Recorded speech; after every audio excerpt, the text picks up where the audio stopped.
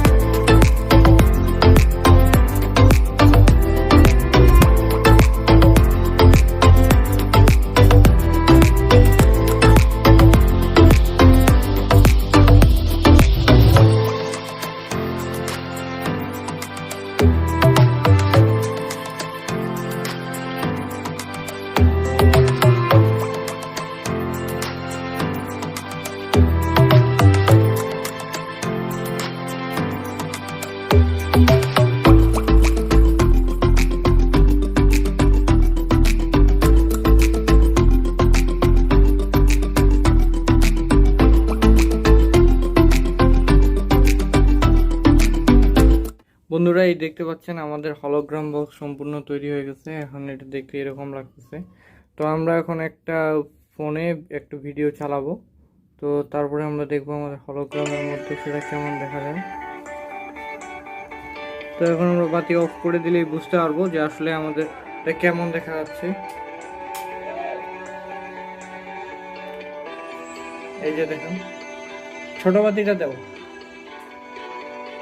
এই যে আপনারা দেখতে পাচ্ছেন যে আমাদের এখানে কত সুন্দর হলোগ্রাম তৈরি হয়েছে। তো বন্ধুরা, আপনারা দেখতে পাচ্ছেন যে আমাদের 3D হলোগ্রাম কত সুন্দরভাবে কাজ করতেছে। মনে হচ্ছে যেন প্রজাপতিটা বক্সের মধ্যেই। তো আপনারা চাইলে খুব সহজেই এটা তৈরি করতে পারেন। এটা তৈরি করার প্রসেসটা আমি সম্পূর্ণ দেখানোর চেষ্টা করছি। তো ভিডিওটা ভালো লাগলে অবশ্যই একটা লাইক দিবেন, এবং এরকম নতুন কিছু তৈরি করার ভিডিও দেখতে চাইলে আমাদের চ্যানেলটাকে সাবস্ক্রাইব করবেন। ধন্যবাদ।